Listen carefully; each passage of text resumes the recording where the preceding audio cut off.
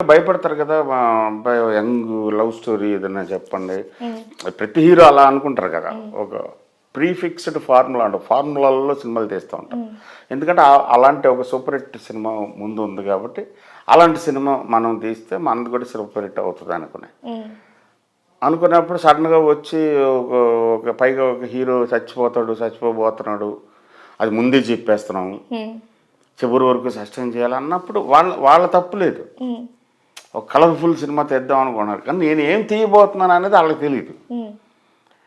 Gauge చేయడానికి నేను సినిమాకి మారిపోతూ ఉంటుంది. సో జనరల్ కొంతమంది డైరెక్టర్స్ని తీస్తే వీళ్ళు ఏ టైప్ సినిమా తీస్తారని తెలిసిపోతుంది. నేను ఆ చట్టంలో ఎమ్మడలేదు ఫస్ట్ నుంచి కూడా. నిన్న పిల్లాడి తవ్వగానే సింధూరం తీస్తాం కదా. సో రకరకాలు. సో అలాగా ఇప్పుడు నక్షత్రం అవ్వగానే రంగు మారుతాండగా వెళ్తాం. నా మీద గేజ్ ఉండదు కాబట్టి ఆటోమేటిక్గా వాళ్ళకి డబ్బులు వాళ్ళ కెరీర్ కాబట్టి వాళ్ళు కొంచెం అనుమాన పట్టడంలో అన్న డౌట్ లేదు. బట్ స్టిల్ ఫైనల్గా నిలబడ్డారు. కానీ నేను చెప్తే రామలింగేశ్వరరావు గారు, థ్యాంక్స్ టు రామలింగేశ్వరరావు, ఆయన పట్టుదల. నువ్వు సరే సార్ మాకు కథ నచ్చలేదు అయినా సరే నేను మీతో సినిమా చేయాలి, ఇది చేస్తున్నాం మనం అని చేశారు. సో ఆయనకి థ్యాంక్స్ చెప్పాలి. ఓకే, మీరు ఒక మార్క్ని సెట్ చేశారు నేను అనుకుంటున్నాను సార్. దాని గురించి నేను చెప్తాను మీకు. అప్పటి వరకు క్లైమాక్స్లో ఒక సాంగ్ పెట్టాలి, దట్టు ఒక పెళ్లి సాంగ్ పెట్టాలి అని మీకు ఎందుకు అనిపించింది సార్? మీరు అది ఇమ్తియాజ్ అలీ లవ్ వాజ్ కల్. ఇమ్తియాజ్ అలీ అని ఒక బ్యూటిఫుల్ డైరెక్టర్ ఉన్నాడు హిందీలో. లవ్ వాజ్ కల్ అని ఒక సినిమా చేశాడు. ఆ లవ్ వాజ్ కల్లో అదే సినిమాని మన వాళ్ళు రీమేక్ చేశారు తెలుగులో. తీన్మార్ అనేది చేశారు పవన్ కళ్యాణ్ తోటి. అది చాలా బాగా నచ్చింది నాకు. అందులో తను ట్రై చేశాడు, లాస్ట్లో ఒక సాంగ్ పెట్టాడు. నాకు ఐడియా నచ్చింది, భలే ఉంది దీన్ని మనం ఈ ఐడియాని ఎలా వాడితే బాగుంటుంది అని ఆ శశిరేఖ పరిణయం సినిమా అనుకుంటున్నప్పుడు టువర్డ్స్ మధ్యలోకి వచ్చిన తర్వాత అనిపించింది ఇది లాస్ట్ ఇప్పుడు ఎలాగో శశిరేఖ పరిణయం అని పేరు పెట్టాం, వీళ్ళిద్దరికి పెళ్లి జరగటం క్లైమాక్స్, ఆ పెళ్ళి ఒక పాటలో చెప్తే బాగుంటుందని అనిపించి అలాగే పెట్టింది. శశిరేఖ పరిణయం గురించి కాదు సార్, మురారిలో లాస్ట్లో ఒక పెళ్లి, అది క్లైమాక్స్లో కాదు, ప్రీ క్లైమాక్స్. బట్ అప్పటి వరకు ఎవరు అలా చెయ్యలేదు మీరు చేసినట్లు. అసలు ఎందుకు అలా చేయాలనిపించింది? అక్కడ ఒక పాటని ఇప్పటికీ ఆ పాట దాని తర్వాత అతను చావు నుంచి చూస్తే మనిషికి తెలిసిన గొప్ప సంఘటనలు ఏంటి అతని జీవితంలో? అతనికి పిల్లలు పుట్టడం, కొడుకు కూతురు ఇష్టమైన వాళ్ళు, అంతకుముందు పెళ్ళి అవ్వటం, అంతకుముందు అతను పుట్టడం తెలియదు, పిల్లలు పుట్టడం అనేది ఇంకా జరగలేదు, పెళ్ళి అయితే కదా పిల్లలు పుట్టడం. సో చచ్చిపోయేవాడు పాయింట్ ఆఫ్ వ్యూ నుంచి చూస్తే అతని జీవితంలో జరిగిన అద్భుతమైన వైభవమైన ఒక సంఘటన మ్యారేజ్. అది పెడితే బాగుంటుందని అనిపించి దాన్ని లాస్ట్ సాంగ్ కింద డిజైన్ చేసి. అప్పుడు కూడా కృష్ణ గారు జనరల్గా మనం చెప్పిన మన ఫార్ములా ప్రకారం లాస్ట్లో ఒక మాస్ సాంగ్ కావాలి, ఒక డ్యాన్స్ సాంగ్ కావాలి అనుకుంటారు. సో అది కమర్షియల్ హీరోల సినిమాల కంటే ఇంకా ఎక్కువ ఈ మాస్ హీరోలు వీళ్ళకి. సో అక్కడ అలాంటి సాంగ్ లేకపోతే ఇబ్బంది అయిపోతుంది అని అనుకుంటారు. అనుకున్నప్పుడు జనరల్గా వాళ్ళ ఒపీనియన్ చెప్పారు, దాని మీద ఒక డిస్కషన్ జరిగింది. సో ఫైనల్గా నేను చెప్పాను కంపల్సరీ ఈ పాటే ఉండాలి, ఈ పాట ఉండిపోతుంది, ఈ సినిమా తరతరాలు ఉండిపోతుంది, అది నాకు అర్థమవుతుంది, వేరే పాట పెట్టుకోండి కావాలంటే చెప్పాను, నేను వెళ్ళిపోతాను మీరు పెట్టుకోండి అంటే వాళ్ళు ఒప్పుకోలేదు. చర్చ చాలా అంటే అంత దూరం కూడా వెళ్ళలేదు, వాళ్ళు కూడా రిస్క్ తీసుకున్నారు. ముఖ్యంగా మా ప్రొడ్యూసర్ రామలింగేశ్వరరావు, ఆయనకు నచ్చకపోయినా ఆయనకి తప్పు అని తెలిసినా లేదు వంశీ చెప్తున్నారంటే ఏదో ఉంది అందరూ. నా మీద కంప్లీట్ నమ్మకం పెట్టారు, నాకు కావాల్సినంత ఇచ్చారు. మహేష్ బాబు గారితో ఒక మురారి తీశారు, ఎన్టీఆర్ గారితో ఒక రాఖీ తీశారు, నాగార్జునతో నిన్ను పెళ్ళడితో తీశాను, చక్రవర్తితో గులాబీ తీశాను, బ్రహ్మాజీతో సింధూరి, ఎవరో ఒకరు కావాలి కదా యాక్టర్స్. అయ్యో అలా కాదు, అంటే అంతమందికి అంత మంచి బ్లాక్ బస్టర్స్ ఇచ్చిన కృష్ణవంశీ గారు ఇప్పుడు హిట్ల పరంగా వెనకబడిపోయి ఉన్నారు, దానికి ఏం చెప్తారు? తెలిస్తే హిట్ల పరంగా వెనకపడం కదా, అది నాకు తెలియదు. ఒకటి అర్థమైంది ఏంటంటే మనం తీసిన సినిమా హిట్ అవుతుంది, మనం హిట్ సినిమా తీయలేమన్నది అర్థమైంది. అది అంటే ఇంకా కృష్ణవంశీ గారిలో క్రియేటివ్ డైరెక్టర్ ఉన్నారా? ఉంటే ఏమో నాకు తెలియదు. ఫస్ట్ ఆఫ్ ఆల్ నేను చెప్తున్నా కదా, నేను క్రియేటివ్ డైరెక్టర్ అని అనుకోవట్లేదు. సెకండ్, ఆ క్రియేటివ్ డైరెక్టర్ అంటే ఎవడు అంతఃపురం తీసినోడా, సింధూరం తీసినోడా, నిన్నే పిల్లడితో తీసినోడా, అది బిజినెస్ సక్సెస్ సంబంధించింది. ఆ సక్సెస్ సంబంధం వచ్చినప్పుడు క్రియేటివ్ డైరెక్టర్ అనకూడదు, కమర్షియల్ డైరెక్టర్ అనాలి, సక్సెస్ఫుల్ డైరెక్టర్ అనాలి. సో అది చెప్పలేం, మన చేతుల్లో లేదు, అది నాకు తెలుసు.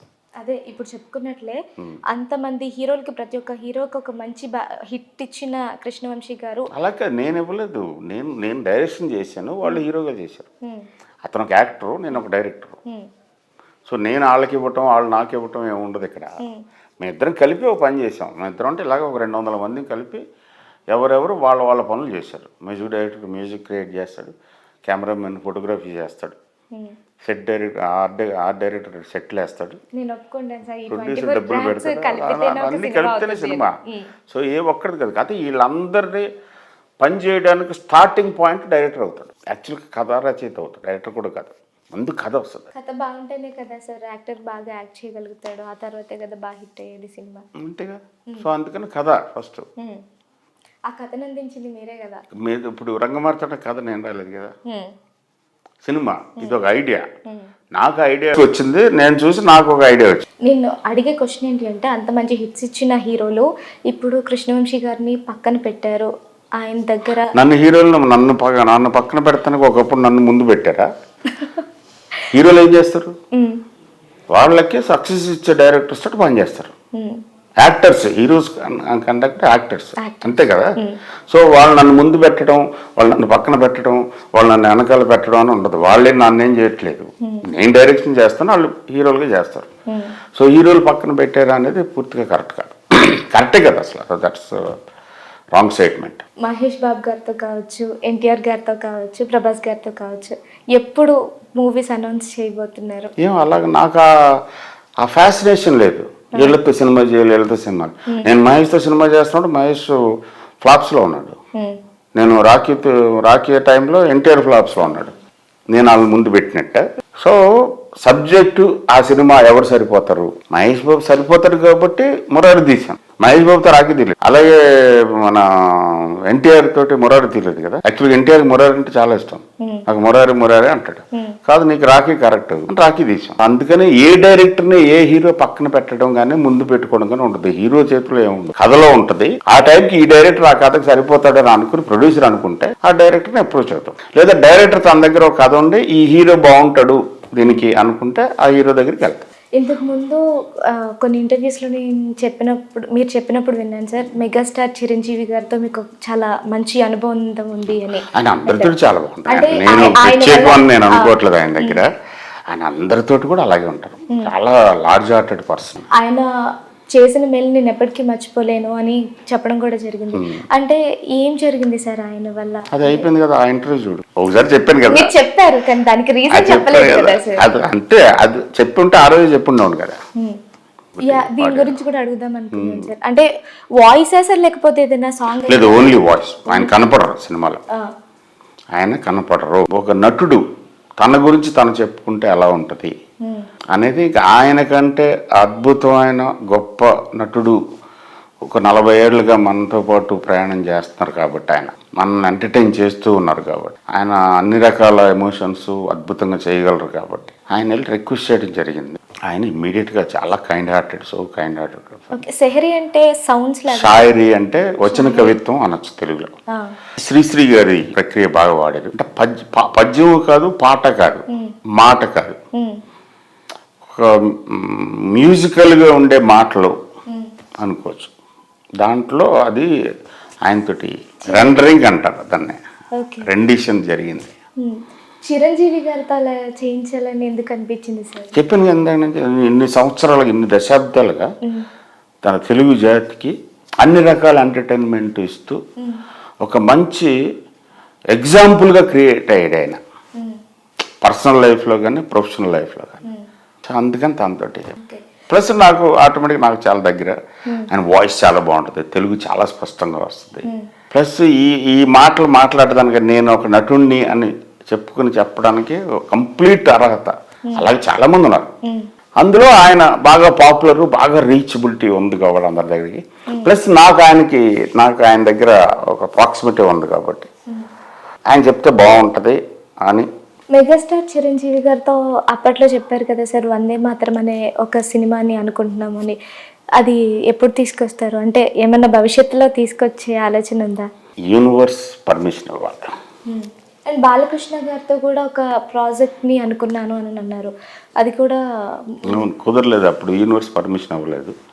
మళ్ళీ ఇస్తుందేమో ఇక్కడే ఉన్నాం కదా. యూనివర్స్ పర్మిషన్ ఏంటి సార్? నాకు అర్థం కాదు. అంతే కదా, మన చేతులు ఏం లేదు. మన చేతుల్లో ఏం లేదు అంటే యూనివర్స్ పర్మిషన్ ఇస్తే మీరు చేస్తారు అంతే. అంటే ఏ రీజన్స్ వల్ల పట్టాలెక్కలేదు అంటారు? అంటే ఏమైనా డేట్స్ పరంగా ఇష్యూనా, లేకపోతే అవన్నీ అనవసరం కదా. అప్పుడు అయ్యో ప్రతిదీ పాజిటివ్ కాదు, అంతే కదా. పాజిటివ్ విషయాలు మాట్లాడుకున్నాం, మంచి విషయాలు మాట్లాడు. ప్రపంచంలో ఇప్పటికే చాలా అశాంతి ఉంది. ఇది అశాంతికి సంబంధించిన విషయం. అంతే కదా. ఎందుకు జరగలేదు అంతే. యూనివర్స్ పర్మిషన్ ఇవ్వలేదు, జరగలేదు. మళ్ళీ దానికి వెళ్ళిపోవడం ఎందుకు? మనం జరగలేదు కదా.